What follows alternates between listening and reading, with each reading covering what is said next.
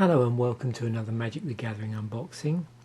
This particular one is the Venser versus Koth dual decks. So I'm going to take a look at this.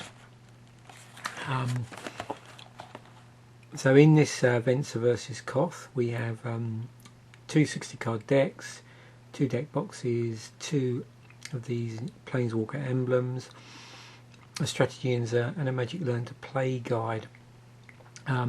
Both the Venser and the Koth are foil artwork, that's foil alternative artwork, and there are also 5 other cards that also have new artwork.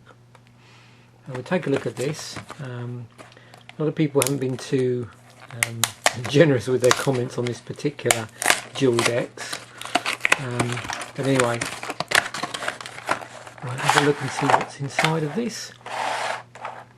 Basically with any dual deck my only real interest is what they play like against one another, because primarily they're obviously designed to work well against each other, hence the fact they're dual decks. But we'll take a look, go through, see what sort of single cards we got in here, see how the deck just hangs together, what it contains. At some point what I'll probably do with both of these decks is do another video just going through how the decks interact, and also how the deck itself, how the cards in a deck interact. So here's our packs.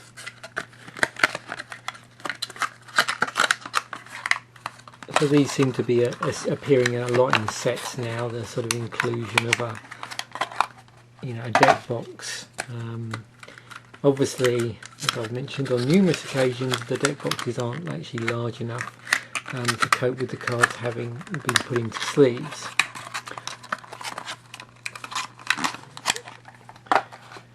Okay, so if we start off with the Venser deck, first of all, let's just split this down. And the other thing is here is obviously the dual decks insert for explaining how the deck works, and then obviously this is the how to play guide. So let's look at the Venser one first.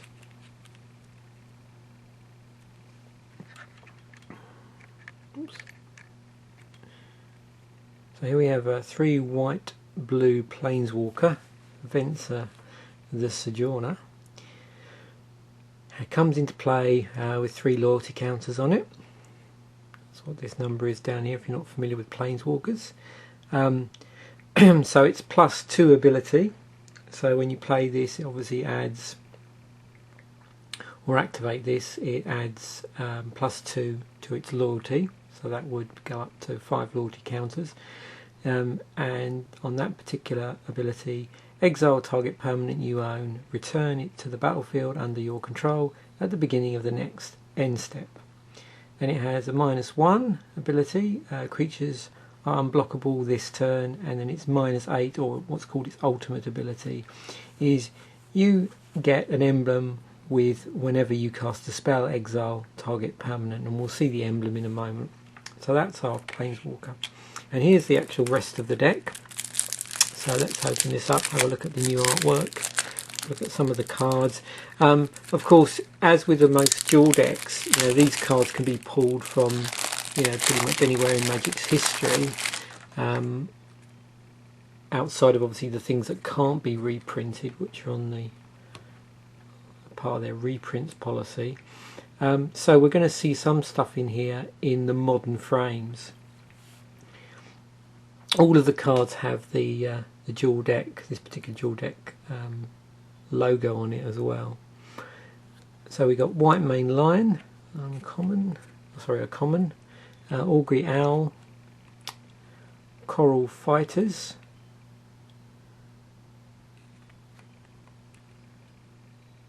Minamo Sightbender, Mist Meadow Witch, Scroll Thief. There's 2 of those in the deck. You've got a Nurok Invisimancer, Slith Strider, 2 of those, Sky Spirit, That's one white blue. Wall of Denial. Gunpowder Mage is a rare. Core Cartographer. We've got Clone in this deck, which is another rare. Cryptic Annelid. Primal Plasma. Sawtooth Loon. Cache Raiders. So it's becoming apparent that this looks like a white-blue deck. Wind Reaver is another rare. Jedit's Dragoons. This has a Sunblast Angel in it, which is yet another rare. Sphinx of Uthian, another rare. So it has a Path to Exile in the new artwork. Preordain in the new artwork.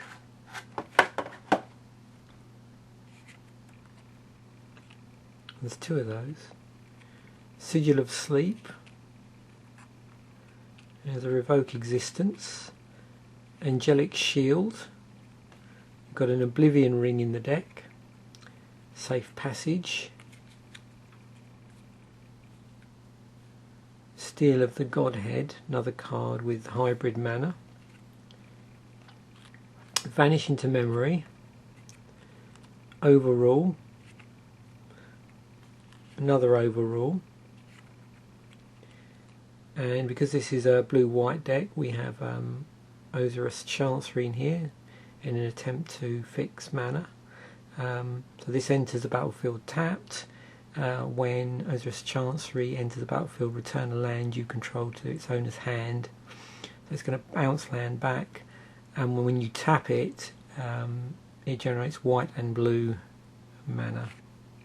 There's also a Floodplain in here, which is a fetch land, and it enters the battlefield tapped. Once it untaps, you can sacrifice it. You can search for either a plains or an island, and you put them into the battlefield, and then you shuffle your library. We got New Benalia, another land, a non-basic land. Enters the battlefield tapped again. When it enters the battlefield, you get Scry 1, so you can look at the top card of your library, and you can put that card on the bottom of your library if you want, or leave it on the top. And it also taps for white mana. We've got a Sajiri Refuge in here. So this enters the battlefield tapped, gives you 1 life when it enters the battlefield. Once it untaps, you can tap it for white or blue mana. And there's 2 of those. We've also got a Soaring Sea Cliff. There's quite a bit of non-basic land in this deck. Enters the battlefield tapped. When Soaring Sea Cliff enters the battlefield, target creature gains flying until end of turn. And you, once you're in position to tap it, you add blue to your mana pool. And then we have the basic lands here. So we've got a number of planes in the deck. So let's just have a quick go through this and have a look at this. 1, 2, 5, 6, 7. So 7 planes. 1,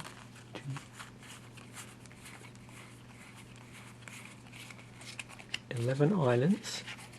And then finally our emblem. So this is an emblem for Venser the Sojourner. Whenever you cast a spell, exile target permanent. And obviously that emblem fits in with his ultimate ability on there. The lands are basically lands from, these are Mirrodin style lands here. See in this plane, the plane of Mirrodin. So that's Venser. So moving on to Koth of the Hammer. So here's the actual Planeswalker card. So it's a 2 and 2 red Planeswalker, obviously a mythic rare. 3 loyalty, rather like Venser. It also has 3 abilities. The first ability is +1. Untap target mounting, it becomes a 4/4 red elemental creature until end of turn, it's still a land. -2 ability, you add red to your mana pool for each mountain you control, and its ultimate ability, its -5, is you get an emblem with mountains you control have. Tap this land, deals 1 damage to target creature or player. So now moving on to the rest of the deck. You can see there we've got a first bit of alternative artwork, which is plated geopede, and there's actually 2 of those in this deck. You've got a pygmy pyrosaur, pilgrim's eye, 2 of those, ether membrane, fiery hellhound, 2 of those, Vulshock sorcerer, anger, which is another piece of alternative artwork, Cozy's Ravager, Vulshock Berserker, Bloodfire Kavu, Stone Giant, Geyser Glider is in the deck, Lithophage, which is a rare, Torchling, which is also a rare, Chartooth Cougar, got an Earth Servant, a Greater Stone Spirit, so lots of one-offs here, Bloodfire Colossus, we have a Wayfarer's Bauble, and that Bloodfire Colossus was also a rare, 2 of those. So they're going to help us to fix for mana, because you for a cost of 2 colours you tap them, you sack it and you search your library for a basic land card, put that into put a card into the battlefield, tap, then shuffle your library. Actually in this deck, which I think is probably going to be mono red, it's more for getting a basic land out at a particular time that sort of suits you, and also if I don't know if there's any metalcraft in here or anything that exploits artifacts in there. And we've got Armory Sphere, so again this one is another one where it sort of searches out basic land.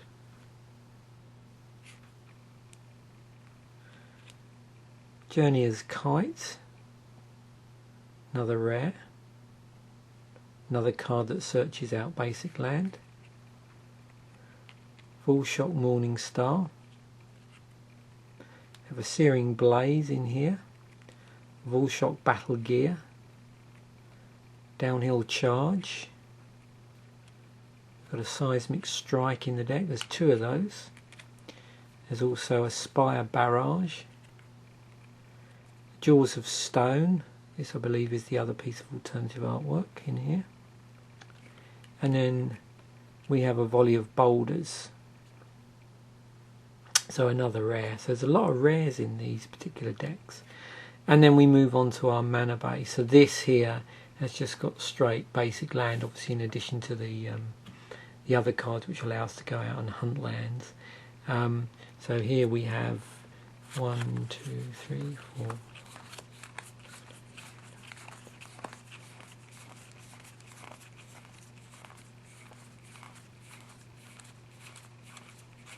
25 lands in that deck. And finally the emblem for Koth of the Hammer, and as before that obviously fits in with the ultimate ability on that. So there you have it. That's what's actually in the Venser versus Koth dual decks. Okay, thanks for watching.